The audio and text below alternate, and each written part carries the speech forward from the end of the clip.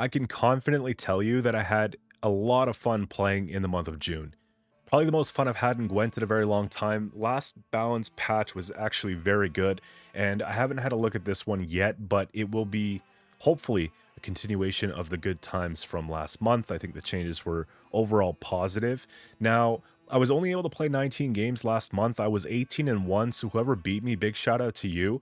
But I'm coming back stronger this season, and I want to be able to put out a video every single day. And even if that means batch recording videos, I haven't been playing a whole lot of games. I've just been focusing, on my job, working out, social life, this and that. But honestly, man, I miss it. I miss hanging out with you guys. I miss playing the game, and my passion for it has not dwindled at all. It just kind of came down to time restraints. But anyways, enough of that. Let's get into it here. I know some of you guys want to know how to get to the page that I read the notes off of. If you go to the What's New tab here, and you close GOG, that randomly pops up. Anyways, you don't see that, I see that. Balance Council voting results, click it here. I'm going to talk about the individual changes and then kind of give you an overview of what I think is going to be good this season.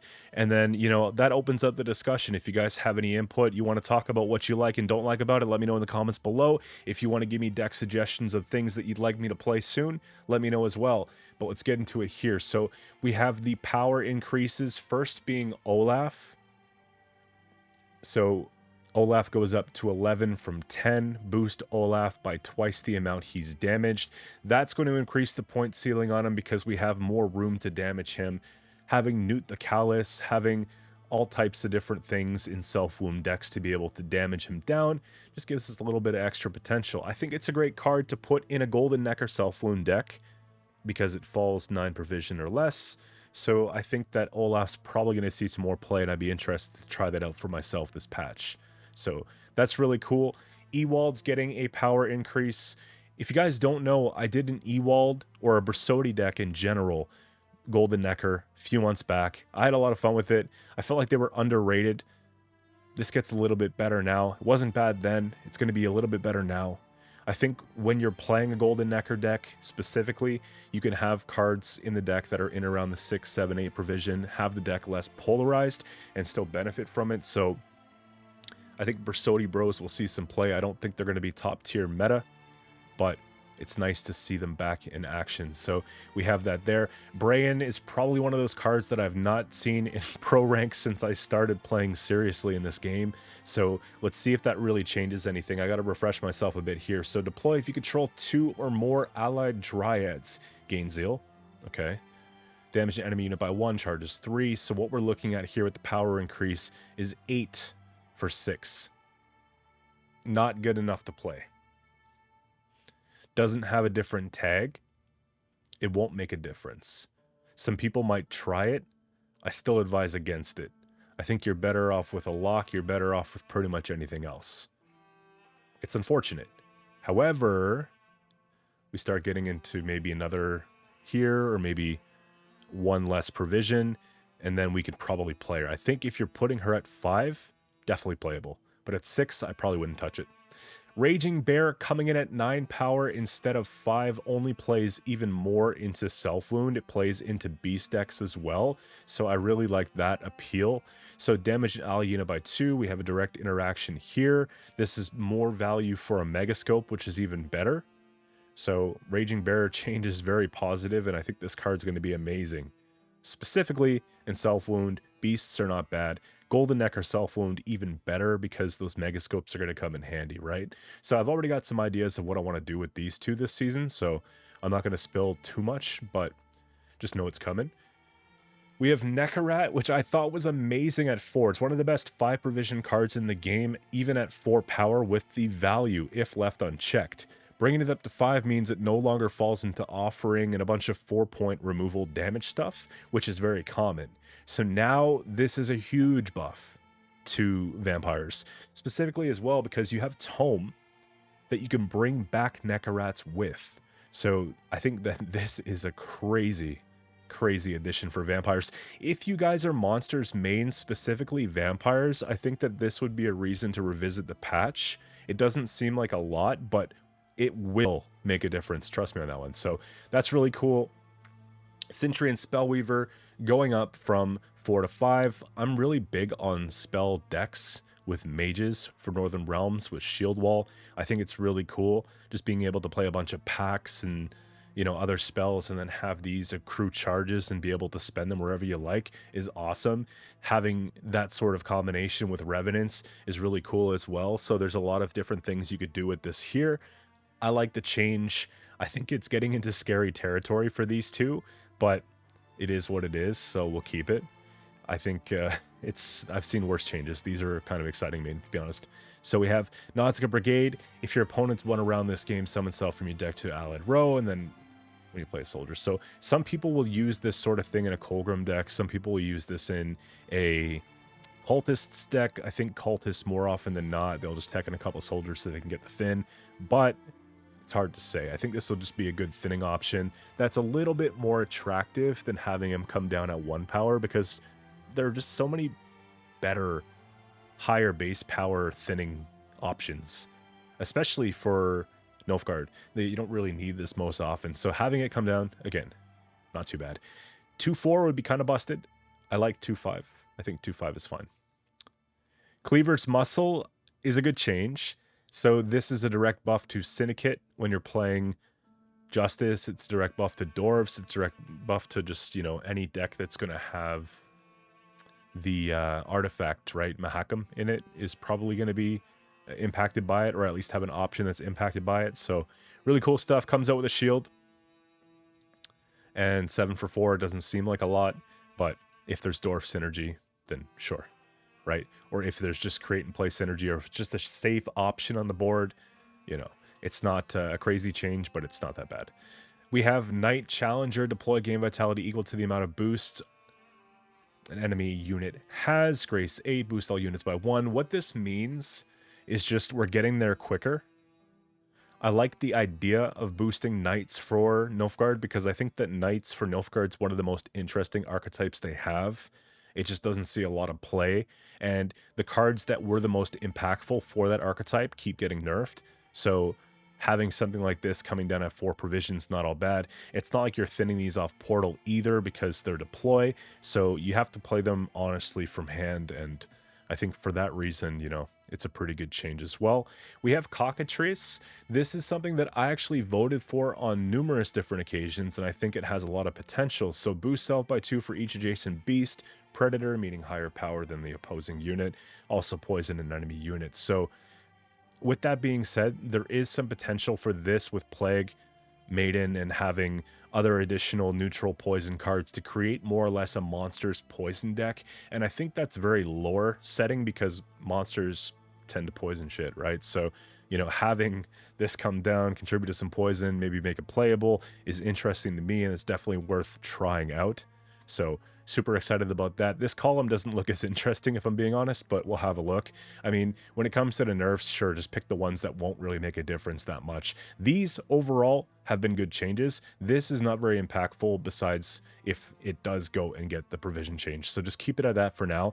Renfrey going down from 3 power now to 2. To think when she came out, she was 7 power.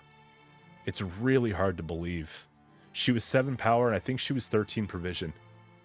Wow. Okay, so her going down to 2 is not going to change the card. She's still going to be played. She's still going to be great.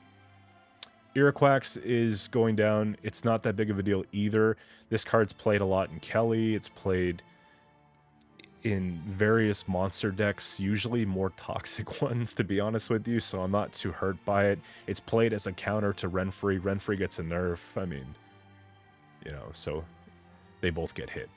Not the end of the world. Power decrease, Roach goes back to 3. Roach has been 3 for the longest time. I think Roach will still be played as 3. Roach is still good in Golden Necker decks. Again, it's a thin, it's tempo. What more do you want? Quen is really good. I think Quen's still going to be played.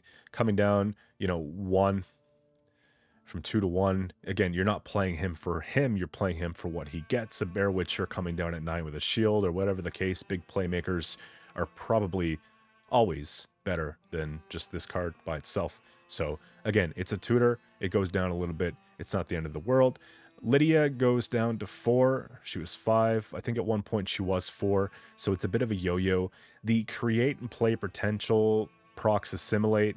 Procking assimilate gives you a lot of additional value. So again, she does get the value there. Create and play a bronze card from your opponent's faction on melee. Otherwise, the range will just do something from their graveyard. So there's a lot of different matchups that you can actually really impact negatively the whole strategy. You're playing against Skellige. They like a lot of graveyard revival. If they have an Otko, you're taking away one of the Freya's blessings. You can do a lot of really cool stuff. You're playing against elves, you take away the waylays, you name it. So she has a good disruptive behavior.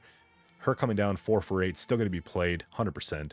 So not the end of the world. Lady of the Lake going from 3 to 2. Again, great tutor, brings out an Echo. She tutors for Oneromancy. She tutors for your Arondites, your Hengate, you name it. So she's still going to be played. It's not really that big of a deal. Ermion coming down from 2 to 1. Again, Ermion's still good. Alchemy actually has other ways to tutor cards that are pretty effective, but the Druid tag is intriguing for Gednith's Shadow to be able to proc the scenarios. So, you know, he's still going to be played. Golden Ecker, still great for that too. You know, just more tutors and tutors and tutors, right? So it's cool. I like this card. I don't play this card enough. Order Berserk 7. So we're already at Berserk, right? Now we just damage it down. So less damage needs to be done to get him where he needs to be. You know, so if I take, let's say, a full leader off of this, then I can set the highest power card on their side of the board to 1, which is very intriguing. They have a 20-point card. You play him as a finisher, crank full leader, and you could, you know, have a huge reset of an Urchin Ritual. It's kind of like, it's almost like the old Ornate Censor, but you're not getting the points back. And it's only 6 cost. I guess it's like a Spores, but we, you know, we could probably have a way to heal somehow, so not the end of the world. We had to expect Nausicaa Sergeant just going to get ping-ponged again, so there it goes from 4 to 3. I don't really have too much to say about that anymore, guys. I'm kind of over it, so there's that. Giant's Hoad has a lot of replayability. It comes back as a consume in a following round, which procs whatever the Death Wish ability was, along with just giving this card on the board. So because it's carryover and you're playing 2 of them and sometimes you're replicating them, you know, if you've got time and space, you will take Megascopes. I've seen it.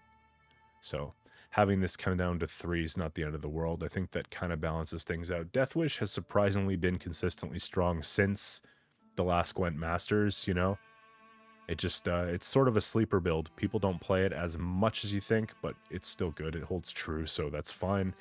We're going to go into some nerfs now. We have provision nerfs. What's going to be increased? So I think Temple was the most expensive card in the history of Gwent when it went to 16 provisions. We're now at 17. And I think that 17 is still acceptable because it creates 3 legendary cards that were not in your starting deck. It also allows us to draw 1 and boost it by your hand size. So you play this first card of the game, you get to draw 1 of your freaking legendary cards and then boost it by 9. It's crazy. So again, it's adding 30 provisions to the deck and it's giving you 9 boost. It costs 17. Do I want to nerf it to 18? Probably not. But it is what it is. Tatterwing, it's oppressive. It can be oppressive. It has a lot of point slam in a very short period of time, which has very strong 2-0 potential. It going up to 14 makes us reconstruct a little bit for the deck. It doesn't ruin the deck. It just sort of makes the deck not like your tier 0 that it was actually at some point. So again, I'm not disappointed with this. I think we can chill at 14. I think that Tatterwing by itself doesn't give you the same value as Renfrey. But when you compare it to things like Fucusia and other 14 provision cards, it sort of holds up with them because it does give us a lot of points too, right? We play a lot of low power things. If at all too, you know, we're increasing provision here, you know, we're like these changes, a lot of the tutor cards that might be in a Tatterwing deck, like maybe something like this, are not really impacted. But anyways, so that's cool. Lord Orin goes up to 13 provision, which is a second nerf to Tatterwing. She just acts as a boost all in a Swarm Tatterwing deck. Again, that is getting hit by 2. A little bit painful. Not the end of the world. Tainted Ale. This is only because that meme going around with Onslaught where you've got 10,000 points in a round just people are tired of seeing it, so this card's just being nerfed to being unplayable, just so that that archetype, and I don't want to call it an exploit because it's not, but it feels like one. People want to put that to rest. So Tainted Ale at 12, you'll probably see this continue to rise just as a placeholder. I can imagine that next month it'll probably go up to 13, and this is exactly why, right? So Mahakam Pass, great card, good staple in a lot of Shiru decks, a lot of Dwarf decks, a lot of Ivo decks, Gord decks, you name it. It's just too flexible, it has too much potential, and right, it's carryover of 5 points guaranteed, plus a create and play, plus extra cards in a round, plus extra specials played, plus it's a nature card. You can pretty much incorporate this in any Scoia'tael deck except for elves or traps. So, you know, put it to 11, probably keep it at 11, I think we'll be all right. And Ku, this is unfortunate. I was really enjoying the idea of maybe having Ku at 9 and being able to play like a Golden Necker deck with Ku and really feel that out a bit more, but it's not going to happen anytime soon. It goes up to 10. Again, assimilates really good if in the hands of the right player and the right matchup. So I understand the appeal of just making this 10. As long as it doesn't go above 10, I think we'll be all right. I have Sir Scratch-A-Lot here in one of my best decks from last month, my Thrive deck. This was one of the stars of the show. It goes up to 9 provisions. What I'm probably going to do is I have some gameplay that I didn't post on YouTube of that deck in more games last season.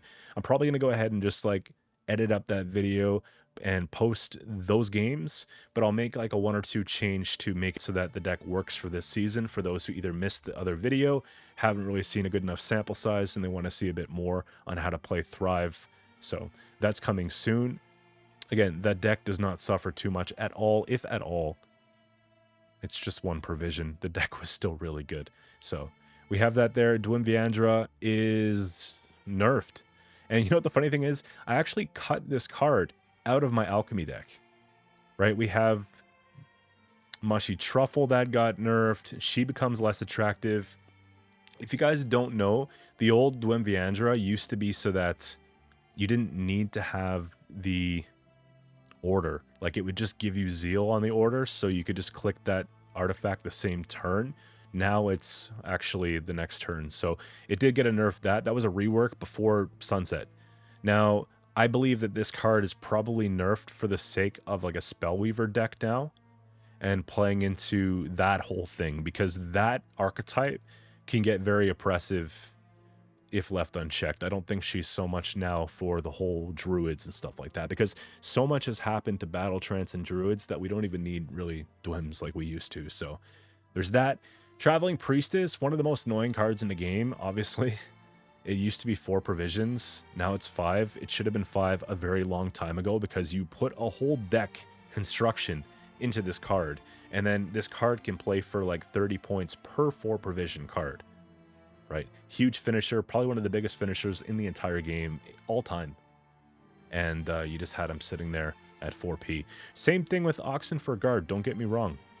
This card was really bad, right? Because you have this in combined with other coin generation in the grave tactics from Syndicate, and then you just be constantly getting refunds at the end of the game and just using leader plus the clicks and just getting quick 4, 4, 4, 4, 4, and you'd have to run down the rope on that last turn to put up like 50 points. But having them now at 5, what that means is not only can you not, you know, you have to basically factor that in, putting 2 of these in the deck at 5, but you also can't create and play off of 4p create and play with Plunder.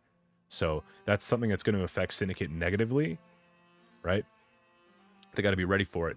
Now, on the bright side, Novigrad goes back down to 13 instead of 14. Big change, right? Sunset Wanderers, when this card came out, I had my suspicions, and it's funny because this was foreshadowing exactly where we are right now, and none of us saw it. I had an idea, but we didn't want to believe it. This card goes down to 12. When it first came out, it came at 11, and it was used in every single deck in the game. You couldn't play a game on the ranked ladder without having this card being played against you, and it was really boring. At 12, I think it's going to be played, but it's not going to be played nearly as much as it was at 11, especially with all the cards that have been introduced after that do similar functions. So, you know, they nerfed this, they buffed this. I don't think Priestess is going to be like as oppressive. I do think it's still going to be played quite a bit. Again, we'll see. This is good for many different types of decks besides just Priestesses. So, you know, we'll have to kind of gauge this and see where it goes. Another buff that I'm really happy with is Yen Illusionist. With this one here, obviously, this hasn't seen a whole lot of play. She is a mage. The spawn part is very attractive. Mages have a lot of spawn mechanics within their specials that they play, and I could see really good synergy lining up here, especially when you combine it with Revenants and you start to do that whole flow. You're getting a lot of good spawn stuff, right? And also with these ones, you've got like options to go like Raging Bears and Megascopes, and you know, you can kind of go spawny with like the whole self-wound thing too. A lot of self-wound cards like to spawn stuff off, so cool stuff. Happy about it. This is just a revert from the previous patch that we had. So I guess we're just running out of things to yo-yo. So this was the one. We took a month off of Riptide. We're back on. We took a month off of Necromancer's Tome. We're back on. These are probably going to be in a lot of monsters decks, whether it be Death Wish or Vampires. I can imagine seeing a lot of Tome. This is probably going to be in just most monsters decks, right? If not everyone. And they both fall into Golden Necker range. So you can already see the vision of, you know, just Golden Necker Vampires, Golden Necker Death Wish, Golden Necker mid-range Point Slam, you name it. So I have decks with this card. Look for a thumbnail. It should be on it. You're probably going to be able to play something like that this month and do pretty well. So there's that. Melusine, I'm really excited about this one because the card usually just gets heat waved and it sucks or killed the first turn it's played. So we have the ability to have Melusine now coming down provisions from 10 to 9, putting in a Golden Necker range. You know what, my best MMR all time was when you could play like everything except for Melusine in Self-Wound. You know, Sigvald was a 7 provision. So we don't have that anymore. I think Sigvald's back up to like 11, which is insane. So having Olaf as an option, having Raging Bear getting a little bit better, having Melusine coming down to 9 provisions, we're looking at a lot of really good things here. So I'm liking that, and that's 100% one of the first videos I'm going to make this month. So next up here we have Flying Redanian, 3 for 8. That's very attractive. I don't think I ever remember Flying Redanian going down to 8 provisions. I love it. Novigrad gets some love. Flying Redanian gets some love. But I guess it kind of balances out, doesn't it? So you've got 2 buffs here, and I guess 2 nerfs if you're looking at adding 2 of these to your deck. So it kind of balances itself out. For certain types of decks, we'll do it that way. However, if you're playing Hidden Cache, this is a really good buff. If you're playing Line Pockets, good buff. Basically, if you're playing everything, I mean, it's easy to get Horde, but honestly, even if it's not easy to get Horde, you're saving a provision, so you'll find a way. And of course, we got him. Swap this unit's power with the damage unit's power. Pretty straightforward. You know, you can just damage something on their side of the board by 1 and swap it, you know, or they play something that's damaged. Let's say they're playing Self-Wound and they have a Melusine. That's a really good hard counter to that card, right? There's a lot of cool applications for this. This card used to be 7 provisions. It coming down to 6 is huge. So I like it. I still don't think it's going to be amazing. I think it's going to be very circumstantial. Sick artwork, really cool card effect. I hope it works, but again, hard to say if we could always get the best value from it. I'll certainly try. Inspirational Ballad. This card was way too conditional to be 5 provision initially, and I'm really happy that it's gotten some love because you have to build a whole deck around the payoff of this card, and the card itself doesn't really have any tags on it. So give 6 vitality to a random allied Witcher, Dwarf, Human, and Vampire. Take that in consideration. What deck do you have to play to get all those tags? Now, Qcento can do Witchers and Dwarfs, no problem. Humans, I don't know about Vampire, man. I guess you could play like a random Regis or something. there's got to be cards that I'm just overthinking. But you'd have to play some kind of neutral card that's a vampire, and you'd have to go from there. However, if you can pull that off, that's a lot of points, right? That is 24 points. So 24 points with the board state per 4 provision card. That's 48 points off of 2 of these bad boys. But put them both in deck and replay them with Simless? You know what I mean? What are you going to do? It's just, you don't have enough turns in a round to really get the full payoff, but it would certainly be fun. So for the meme culture, this is a really good change. It's not going to be a super competitive play, but you know what? Even if we pull off 3 tags, it's still really good. So, right? Witcher, Human, Dwarf, I think if we just settle for that, we're doing all right. I like it. It's a good change. The Halfling Safecracker. Boost self by 1 for each crime in your hand. Love it. Love it. I love crime decks. One of my favorite syndicate decks ever. All-time favorite decks ever. Crime. Right, you have Novigrad, you have this, you have a bunch of crimes, just boom, boom, boom, boom, boom. So, yeah, really good proactive play early on a blue coin. If you're playing crimes, it's a problem. It's difficult to get out of rounds, and this card helps protect you. It gets a provision decrease. You know, the card used to be oppressive, and then it stopped really seeing play altogether. It's a crown splitter, all the better, too. You can pull that off of Justice. Like, things are looking pretty good, man. So, all in all, honestly saying, I really like this patch. I think it's great. I think they used a couple of the nerfs on things that we're not going to miss, and things that become toxic or oppressive pretty quick. And they focused on buffing things that are, for the most part, interesting, right? 2, 3, 4, 5, 6. You know what I mean? There's a few things. There's a bit of ping pong. A couple here. You know.